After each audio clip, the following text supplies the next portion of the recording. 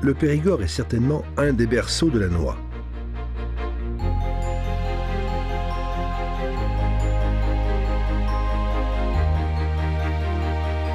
On retrouve en effet la noix du Périgord il y a 17 000 ans dans les habitats de l'homme de Cro-Magnon.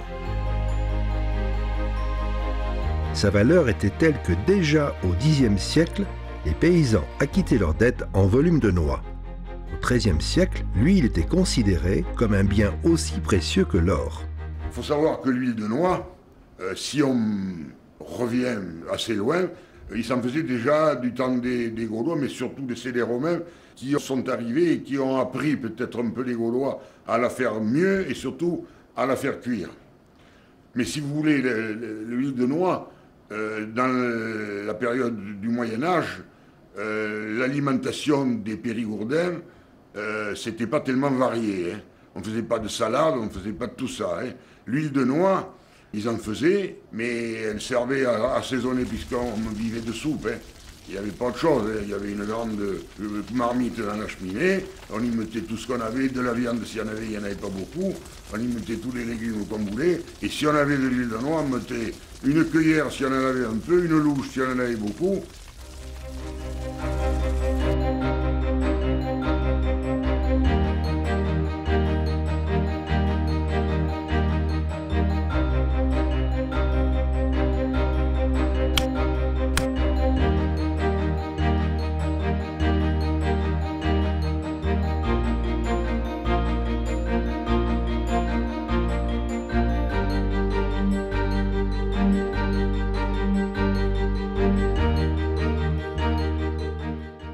Si on parle de la noix, il faut déjà la casser pour sortir le cernon. Ça, c'est pas notre problème.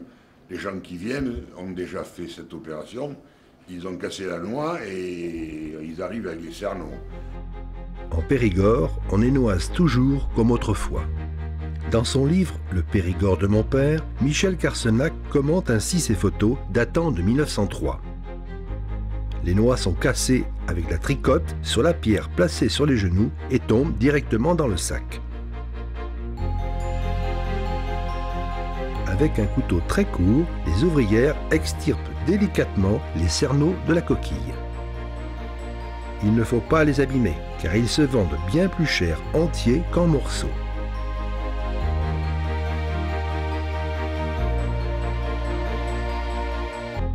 Le tri fait la différence entre les beaux cerneaux pour la pâtisserie, les rouges dont on fait de l'huile et les pourris pour la peinture.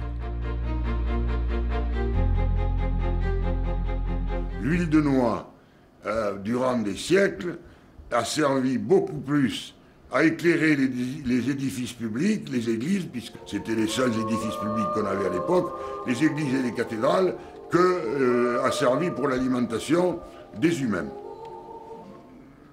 À partir du moment où la France a eu des colonies et où on a commencé à importer l'huile d'arachide, il y a eu la grande huilerie bordelaise à Bordeaux qui a produit une huile, ce qu'on appelait l'huile blanche alors, et il y a eu un désamour pour l'huile de noix qui fait que dans les années 30, on fabriquait pratiquement presque plus d'huile de noix. Il s'en fabriquait presque plus.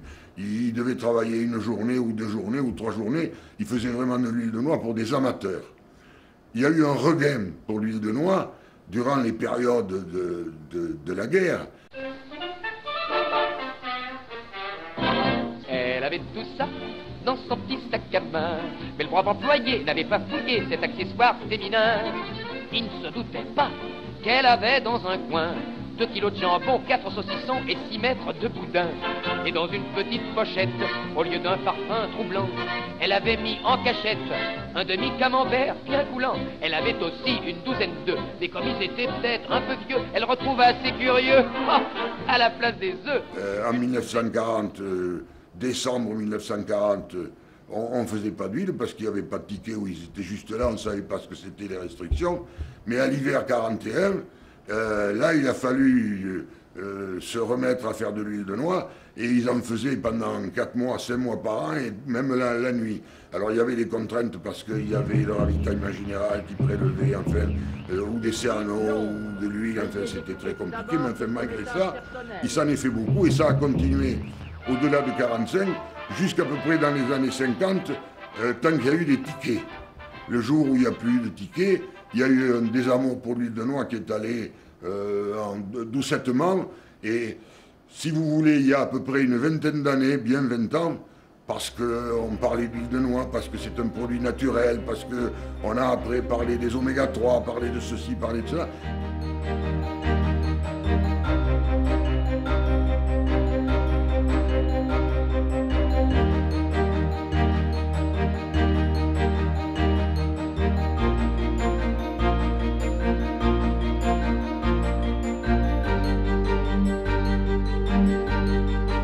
Un exemple, quand mon père a cessé de faire l'huile de noix en 81 ou 2, quand j'ai repris, on en faisait 2 mois par an, janvier, février, et 2 jours par semaine. Petit à petit, il y a des moulins qui ont disparu, c'est vrai, mais petit à petit, il y a eu un engouement qui s'est fait pour un produit naturel, et puis surtout pour un produit qu'on ne trouve pas dans le commerce, parce que l'huile de noix qu'on trouve dans le commerce, c'est une huile de noix qui est fabriquée industriellement et qui n'a rien à voir avec ce qui est fabriqué artisanalement.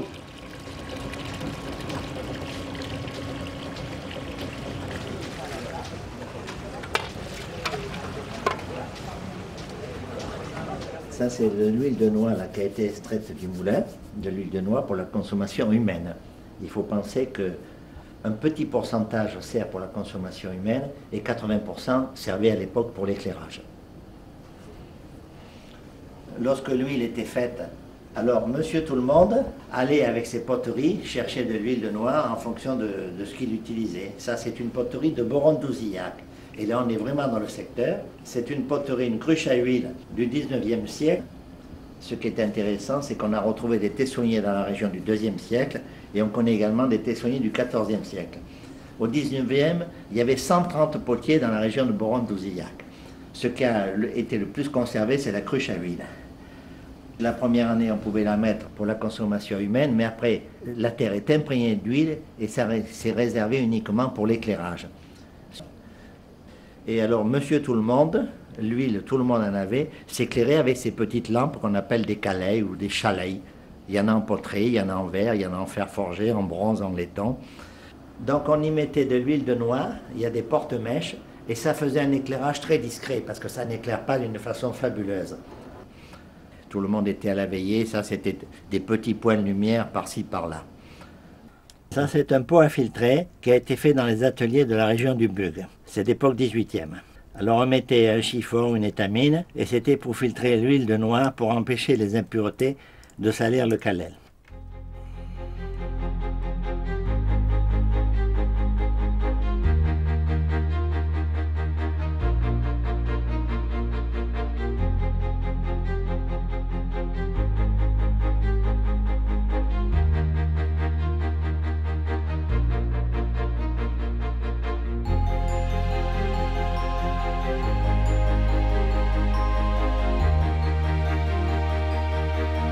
Voilà un calel avec 3 porte-mèches.